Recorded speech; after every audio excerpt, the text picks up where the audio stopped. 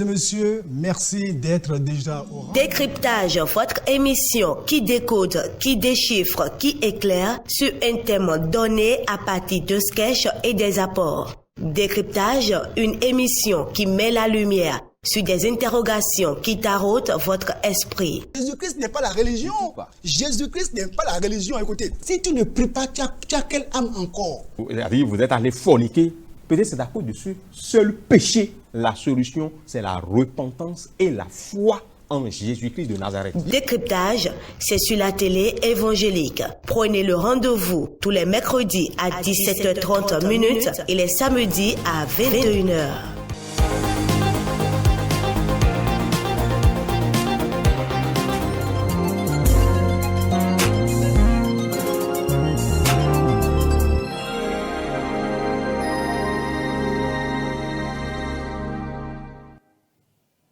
Bien-aimés dans le Seigneur, bonsoir, bienvenue dans notre merveilleuse émission Décryptage. Et le thème que nous considérons ce soir est « Tu te sauveras toi-même ». Tu te sauveras toi-même. Un thème évocateur, n'est-ce pas? Nous allons prier. Dieu Tout-Puissant, nous te disons merci pour le privilège et l'opportunité que tu nous donnes de sonder les Écritures, de décrypter la parole de Dieu pour pouvoir avoir la vie en elle. Nous prions, Seigneur Dieu, que ton Esprit, c'est le grand enseignant, nous enseigne et que la grâce pour mettre ta parole en pratique nous soit communiquée au fur et à mesure que nous l'étudions. Merci parce que nous savons que tu nous exauces. Au nom de Jésus, nous prions. Amen. Tu te sauveras toi-même. Vous savez, notre émission Décryptage, c'est un moment au cours duquel nous scrutons, c'est-à-dire nous étudions de fond en comble la parole de Dieu. Et ce soir, nous devons comprendre que nous avons une responsabilité en tant que chrétiens. Lorsque nous donnons notre vie à Jésus et que nous sommes nés de nouveau et que nous commençons le chemin de la vocation céleste, nous commençons le voyage vers le ciel, nous avons la responsabilité de veiller sur notre vie. Tu te sauveras toi-même. Nous allons lire dans 1 Timothée chapitre 4 et le verset 16. Dans 1 Timothée chapitre 4 au verset 16, la Bible déclare « Veille sur toi-même et sur ton enseignement. Persévère dans ces choses, car en agissant ainsi, tu te sauveras toi-même et tu sauveras ceux qui t'écoutent. » Alléluia. Veille sur toi-même. Ici, la responsabilité incombe au croyant de veiller sur lui-même et sur son enseignement, sur ce que tu enseignes. Autrement dit, veille sur même l'enseignement que tu écoutes, les doctrines que tu écoutes. Parce que enseignement signifie doctrine. Le mot enseignement, son synonyme, c'est doctrine. Les doctrines que tu écoutes. N'accepte pas toute doctrine. Veille sur ton enseignement. Veille sur les choses que tu écoutes. C'est en faisant cela que tu te sauveras. Le verset 16 continue. Persévère dans ces choses. Persévère dans l'état de veille. Car en agissant ainsi, en faisant ainsi, tu te sauveras toi-même et tu sauveras ceux qui t'écoutent. Bien-aimé, tu te sauveras toi-même. C'est un verbe pronominal à la forme réflexive, c'est-à-dire que c'est le sujet même qui fait l'action. Tu te sauveras toi-même. Gloire à Dieu, le Seigneur Jésus nous a sauvés et nous sommes devenus ses enfants. Gloire à Dieu, il veille sur nous. Il a bien même dit que personne ne va ravir ses brebis de sa main. Mais que Dieu soit loué parce que le Seigneur est fidèle. Personne ne va nous ravir de sa main. Mais une brebis qui s'égare loin du troupeau peut être dévorée par un lion avant qu'on ne se rende compte. Et à l'insu du berger, une brebis qui s'égare du troupeau et qui est imprudente peut être dévorée par un lion. C'est pour cela que le Seigneur nous exhorte. Le Seigneur nous appelle à veiller sur nous-mêmes et à veiller sur ce que nous écoutons. Aujourd'hui, c'est les derniers temps. Et il y a beaucoup d'enseignements, beaucoup de doctrines, beaucoup de prédications, beaucoup de choses que nous entendons ça et là. Mais malheureusement, subtilement, des hérésies s'y glissent, subtilement, des fausses doctrines s'y glissent et amènent les gens à ne plus veiller sur eux-mêmes et à vivre dans l'insouciance. Regardez ce que dit le même Timothée, 1 Timothée, toujours chapitre 4, et le verset 1er. Mais l'Esprit de Dieu dit expressément que dans les derniers temps, quelques-uns abandonneront la foi. Quelques-uns, Dieu merci, ce ne sera pas tout le monde. Ça ne sera pas moi. Quel sera ton cas? Quelques-uns abandonneront la foi et s'attacheront à des doctrines séducteurs et à des esprits séducteurs et à des doctrines de démons. C'est-à-dire, ils ne vont pas veiller sur eux-mêmes. Ils vont aller maintenant s'attacher à des esprits séducteurs. C'est-à-dire, il y a des esprits séducteurs aujourd'hui, des gens qui ont le verbe facile, c'est-à-dire, ils sont éloquents et ils séduisent par leurs paroles, par leurs citations. Comme le dirait quelqu'un, la citation de quelqu'un la dernière fois disait que ce sont les paresseux seuls qui ne pensent qu'au ciel. Que ceux qui ne pensent qu'au ciel, c'est-à-dire tout le temps ils pensent au ciel, c'est que ce sont des paresseux. Vous imaginez quelle tromperie? Que ce sont les paresseux qui ne pensent qu'au ciel seuls. Comme si, même si je suis en train de travailler acharnement, je ne vais pas penser au ciel. Même si quoi que je sois en train de faire, je ne vais pas penser au ciel. Comme si penser au ciel est de la paresse. Veille sur toi-même et sur ton enseignement. Regarde maintenant ce que dit 1 Timothée chapitre 4, verset 1er. Mais l'Esprit dit expressément que dans les derniers temps, et nous sommes dans les derniers temps, quelques-uns abandonneront la foi. Et ça épouse pour s'attacher à des esprits séducteurs et à des doctrines de démons, à des enseignements démoniaques, par l'hypocrisie de faux docteurs portant la marque de la flétrissure dans leur propre conscience. Alléluia. 2 Timothée,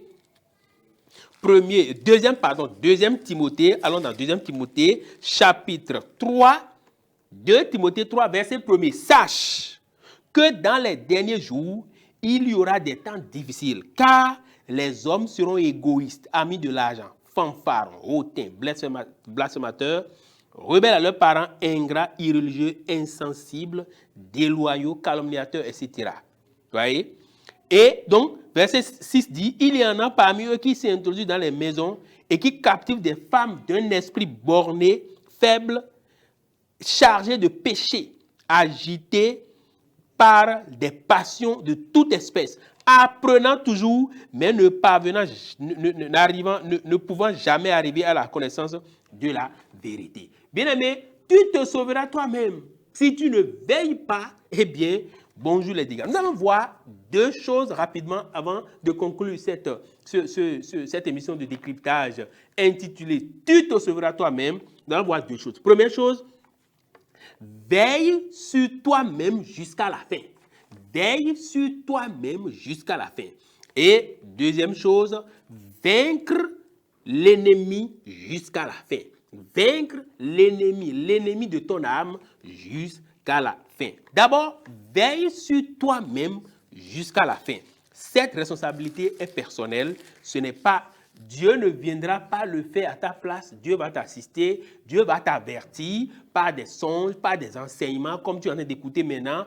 Par son esprit va t'avertir, il n'y a rien à faire. Mais si tu attristes le Saint-Esprit par ton entêtement et tu ne veilles pas sur toi-même et tu te livres au péché de façon répétée, tu pourrais même avoir une conscience morte et malheureusement périr. Veille sur toi-même jusqu'à la fin. Nous allons lire 1 Timothée, notre texte de base, chapitre 4 et le verset 16. Veille sur toi-même et sur ton enseignement. Persévère dans ces choses, car en agissant ainsi, tu te sauveras toi-même et tu sauveras ceux qui t'écoutent. Il dit, persévère dans ces choses. Ça dit, il faut veiller jusqu'à la fin, il faut persévérer. Il ne faut pas t'arrêter en chemin. Il faut persévérer jusqu'à la fin. Dans première épître de Jean, chapitre 5, 1 Jean, chapitre 5, le Seigneur nous montre notre responsabilité, notre devoir de veiller sur nous-mêmes. Parce que Dieu a tout prévu pour notre sécurité spirituelle. Mais si nous ne veillons pas et que nous ne faisons pas attention, nous pourrions perdre ce grand privilège. 1 Jean chapitre 5 et nous allons lire le verset 18. Dans première épître de Jean chapitre 5 verset 18, la Bible dit « Nous savons que quiconque est né de Dieu ne pêche point. » Nous savons que quiconque est né de Dieu ne pêche point. Si tu es né de Dieu, tu ne dois plus vivre dans le péché. Tu ne dois plus continuer dans le péché. Tu ne dois plus continuer dans le péché. Verset 18 de 1 Timothée 5 dit, nous savons que quiconque est né de Dieu, quiconque est né de Dieu, le salut est universel. Que tu sois blanc ou noir, si tu es né de Dieu, si tu es né de nouveau, tu ne dois plus continuer dans le péché. Mais celui qui est né de Dieu se garde lui-même. Il se garde lui-même et le malin ne le touche pas. Celui qui est né de Dieu se garde lui-même. Verbe se garder soi-même. Verbe prominent la forme réflexive, c'est-à-dire c'est toi-même qui fais l'action. Ce n'est plus Dieu seulement. Parce qu'il y a des gens qui disent non. Pourquoi Dieu est là? Si je fais ça, si je n'étais pas bon, Dieu m'aurait empêché de le faire. Non.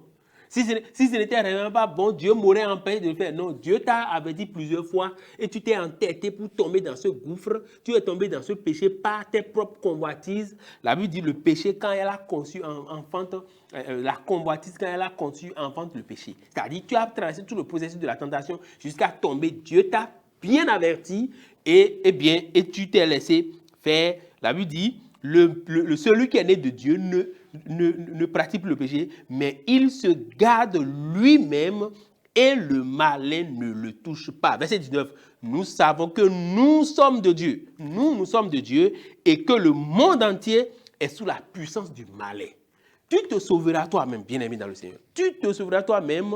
Lisons dans Évangile selon Luc, chapitre 21, pour voir, notre responsabilité à nous sauver nous-mêmes de cette génération perverse et adultère. Évangile selon Luc, chapitre 21, et nous allons lire le verset 36. Luc 21, 36. La Bible dit, veillez donc et priez en tout temps. Veillez donc et priez en tout temps, afin que vous ayez la force.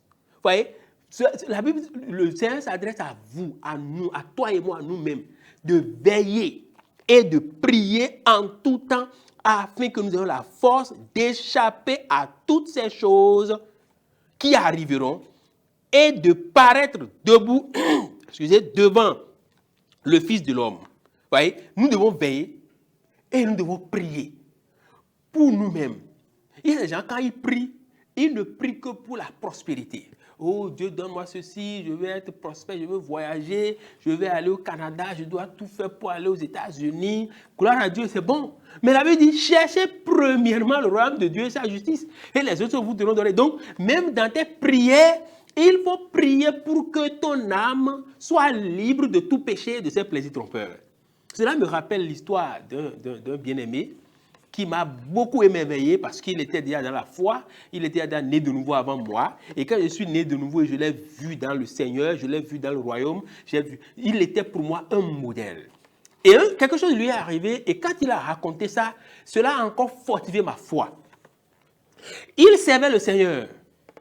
Mais à un moment donné, il s'est rendu compte qu'il a commencé par naître en lui un sentiment impur, un sentiment d'amour charnel pour une personne de sexe opposé. Et il a commencé, quand il a remarqué ça, il a commencé par se demander, mais pourquoi cela? Et malgré ces interrogations, la chose continuait. Chaque fois qu'il voyait la personne, ça le dérangeait. Il y a une attirance physique, façon. Et puis, qu'est-ce qu'il a fait? Il a décidé de se sauver lui-même. Alléluia. Se sauver soi-même ne signifie pas que nous sommes devenus Dieu, non. Mais nous crions, il faut crier à Dieu pour être délivré de ces choses-là qui viennent du diable, qui veulent t'emporter. Qu'est-ce qu'il a fait? Il est allé se cacher et il a commencé par prier. Et il a fait comme Jacob. Quand Jacob a saisi Dieu cette nuit-là, il a dit, si tu ne me bénis, je ne te laisserai pas partir. Donc le frère, il a dit, Seigneur, que ce désir charnel, puisqu'il était encore jeune, il était encore élève au collège, il dit ce désir charnel, ce sentiment impur qui m'attire vers cette sœur-là, alors que cela ne glorifie pas ton nom, je suis encore en première, ou bien en seconde, je suis encore très jeune, qu'est-ce que cela veut dire? Je ne veux pas tomber dans ce péché, Seigneur, délivre-moi. Et il a prié fermement, il a prié longuement, jusqu'à ce que le Saint-Esprit s'est manifesté. La puissance de Dieu s'est manifestée. Le feu de Dieu a consumé ce dépôt impur dans sa vie et il en est délivré complètement. Alléluia. Tu te sauveras toi-même. Si tu croises les bras pour dire, oh, vraiment Dieu me comprend, même si je tombe, je vais finir par me relever. Tout le monde ne se relève pas. Et le péché, la Bible dit le péché délibéré, eh bien c'est dangereux. Regardez ce que la Bible dit. Nous devons veiller sur nous-mêmes et pour que nous soyons sauvés. Dans Hébreux chapitre 10, regardons de plus près dans Hébreux chapitre 10, le verset 26. Hébreux 10, 26 dit, « Car si nous péchons volontairement, après avoir reçu la connaissance de la vérité, il ne reste plus de sacrifice pour les péchés, mais une attente terrible du jugement et l'ardeur d'un feu qui dévorera les rebelles. » Tout le monde ne te lira pas ces passages. La Bible dit, si nous péchons volontairement, si tu ne veilles pas sur toi-même, si tu ne te sauves pas toi-même, et que tu continues dans le péché, tu pêches volontairement, la Bible dit, si nous péchons volontairement après avoir connu la vérité, après la nouvelle naissance, il ne reste plus de sacrifice pour les péchés, mais une attente terrible du jugement et l'ardeur d'un feu qui dévorera les rebelles. Car celui qui a violé la loi de Moïse meurt sans miséricorde. Verset 29. De quel pire châtiment pensez-vous que sera jugé digne celui qui aura foulé aux pieds le Fils de Dieu et qui aura tenu pour profane le sang de l'alliance par lequel il a été sanctifié et qui aura outragé l'esprit de grâce. Alléluia. Nous devons veiller sur nous-mêmes si nous ne voulons pas périr en enfer. Point numéro 2, pour finir, pour conclure, vaincre l'ennemi jusqu'à la fin. Vaincre l'ennemi. Tu dois vaincre l'ennemi de ton âme jusqu'à la fin. En faisant cela, tu te sauveras. Ta responsabilité est engagée. 1 Timothée chapitre 4, retournons dans notre texte de base. 1 Timothée chapitre 4 et nous allons lire le verset 16. Veille sur toi-même, bien-aimé dans le Seigneur. Veille sur toi-même, toi qui m'écoutes, toi qui me regardes. Veille sur toi-même et sur ton enseignement. Il ne faut pas suivre tous les ans. Aujourd'hui, il y a beaucoup d'enseignements qui pilulent ça et là sur les chaînes de télévision de grandes personnes, se croient tout permis, ils enseignent du n'importe quoi. Ils enseignent des hérésies, ils enseignent même des choses contraires à la parole de Dieu en utilisant même des passages bibliques. Et si tu ne veilles pas sur toi-même, si tu n'es pas éveillé, tu seras emporté par ces vents de doctrine des démons. Persévère dans ces choses, car en agissant ainsi, tu te sauveras toi-même et tu sauveras ceux qui t'écoutent. Ma prière est que tu te sauves toi-même en refusant à ton corps certains plaisirs, en refusant à ta chair certains plaisirs, en refusant d'adhérer à certains clubs, en refusant, en disant non au péché, en disant non toi-même. Dieu ne le dira pas à ta place. Dans le livre de Matthieu, nous devons vaincre l'ennemi jusqu'à la fin.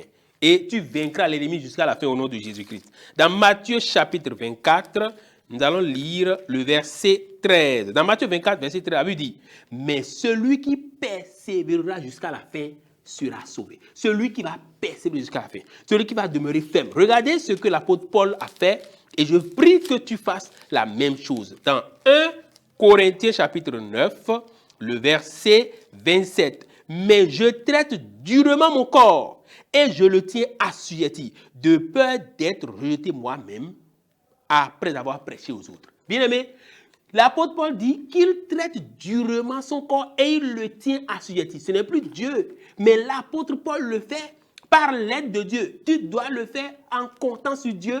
traiter durement ton corps, refuser durement des plaisirs qui pourraient te plonger dans le décor. Tu te sauveras toi-même. Lève-toi maintenant là où tu es sur tes deux pieds et ferme les yeux. Commence par dire, Seigneur, viens-moi au secours afin que je ne tombe pas dans les pieds du diable. Je refuse le péché, je refuse le monde et ses plaisirs. Père Céleste, merci pour la révélation de ta parole. Interviens dans la vie de tous ceux qui écoutent.